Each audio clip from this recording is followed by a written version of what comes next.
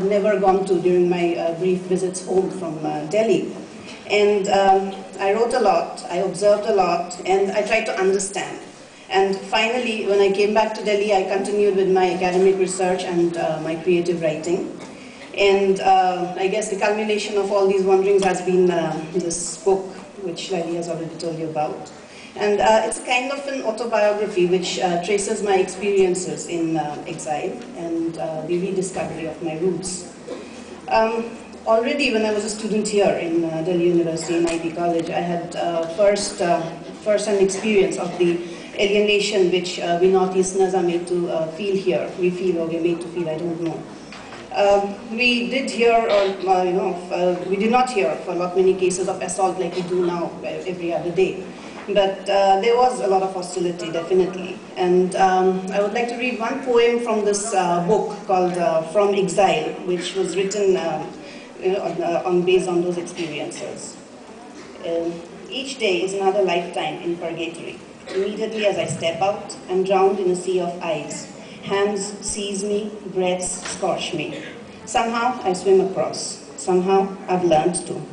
On the other shore, I'm shorn of my identity. I stand half naked. They ask me, you eat human flesh, don't you? Nowadays I don't protest. Quietly, I pay the price of being what they are not. As I swim back across, fighting monsters, gasping for breath, I miss life. I search for an anodyne, I find oblivion. But even as I do, I remember tomorrow is yet another lifetime in purgatory. The exile begins to seem pointless. So this was me. Other friends from the Northeast who had more Oriental features were visibly different. They fared much worse. Then when I went back to work in the Northeast and looked at things afresh, I was actually surprised to see that while here on the mainland we more or less stuck together and we put up a united front, there we were at each other's throats. I was studying issues like ethnicity, nationalism, migration, displacement, and conflict, mostly conflicts. And I was pondering over the issues like the possibilities of ethnic reconciliation. I was discussing with people who have the interests of the region at heart, who have worked there their entire lives, like Subir Bhomik will be, I guess, speaking to you later today.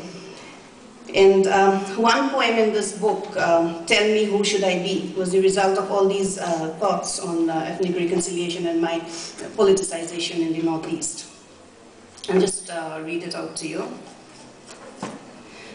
Tell me, who should I be? What shall be my identity? I speak my mother's language and write one that her mother could neither speak nor read. The language they thought enslaved them, till another was imposed on them by the exigencies of a post-colonial state. This language I do not speak, preferring the old devil to the new. So tell me, who should I be? What should be my identity?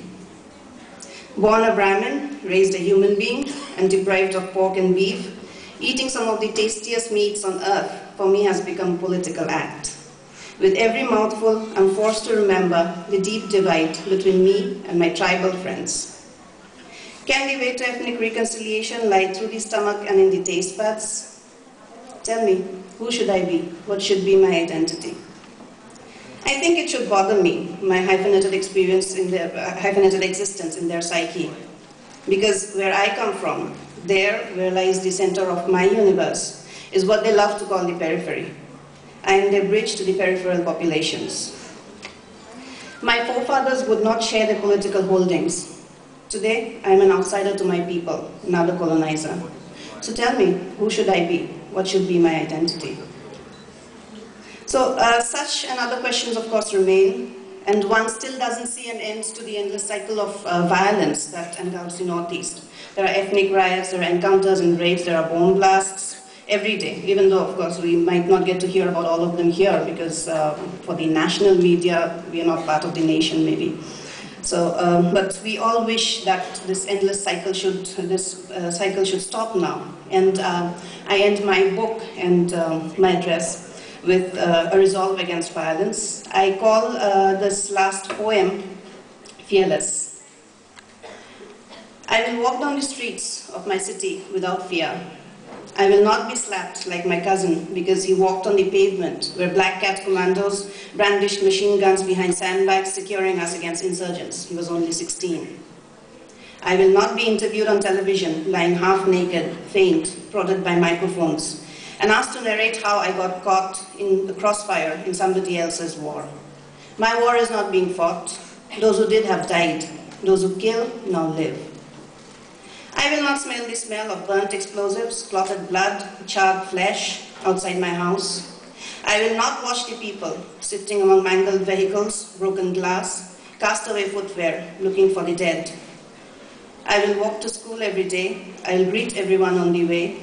I will go out alone to play. Yes, I will dream every day. I will walk the streets of my city without fear today. Thank you.